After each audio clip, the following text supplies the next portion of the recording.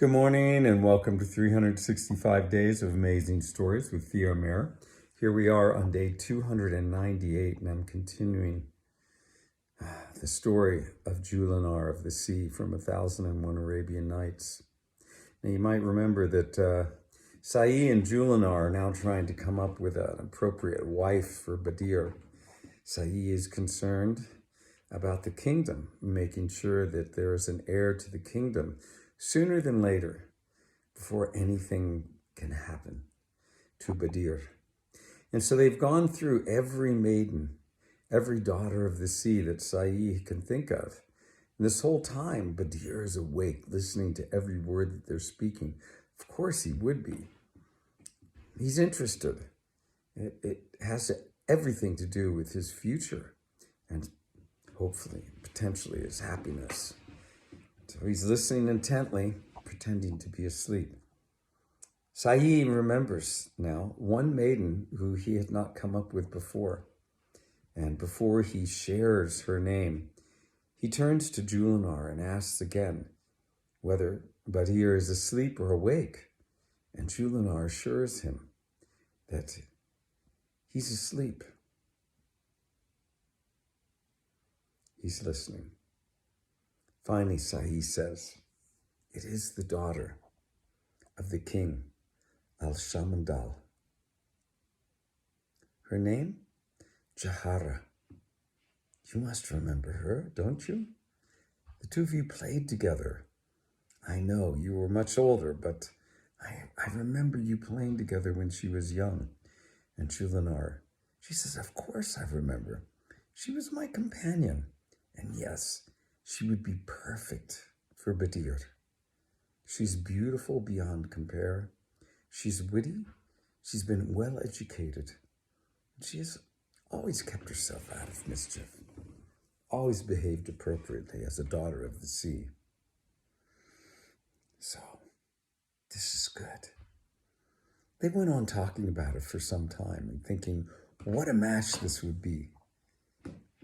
Jahara and Badir.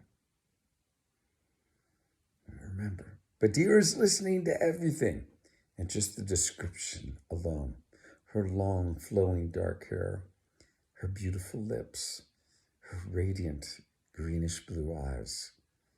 My God, he's fallen in love with her just on imagining what she must look like and this beautiful person that she must be.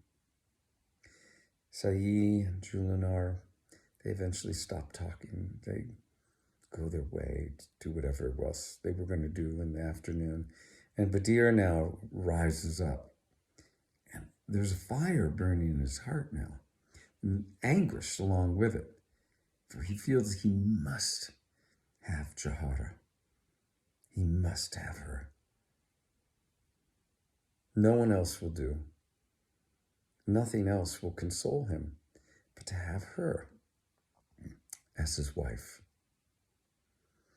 Evening comes, they spend the night, all of them sleeping peacefully, one would hope, except not Badir. His mind is filled with images of this woman.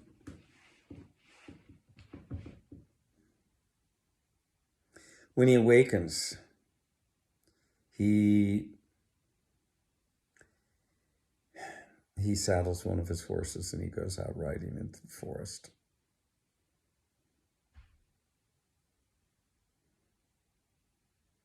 His uncle had gone to him during the morning meal and had asked him whether it was okay that he leave. Now, Sa'i had in mind that he would go to King Shamandal, King Al-Shamandal, and ask for Jahara's hand in marriage to Badir. He would go in private, he would take whatever he needed to make this request or demand, and if he failed, there would be no problem because Badir would know nothing about it. Badir had agreed that his uncle could leave, and so Sa'i made his way, it seemed, down to the ocean. But he was concerned about his nephew, because when his nephew had awakened, it was clear that there was something that wasn't quite right. He wasn't feeling well. So he could see it.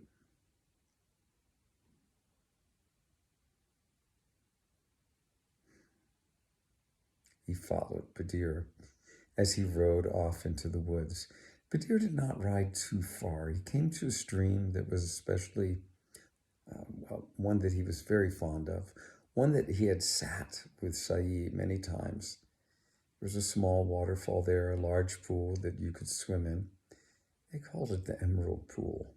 And there on some rocks, he sat after dismounting from his horse.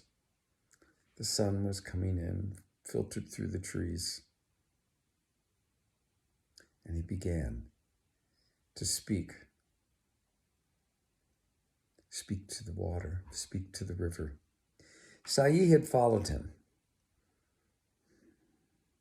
and had hidden himself behind a tree as Badir began to speak. And Badir's words, well, it made clear that everything that Saeed had feared had come to pass. Badir had heard every word.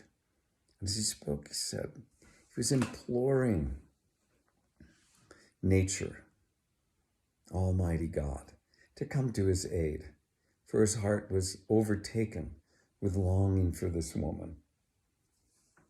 He could not bear to be away from her, pleased to figure out some way for them to be together. And he went on like this for some time. Finally, Saeed came out from behind the tree and came to his nephew.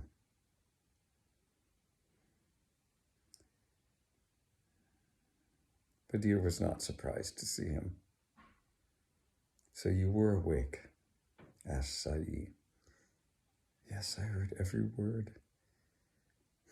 Will you be the one that helps me here?" Saeed revealed his plan to Badir, that he intended to go down and request this maiden. And Badir had his own response to Saeed's plan. And we'll leave the story there and find out what the two of them decide to do. Thanks for joining. Have a good rest of your day.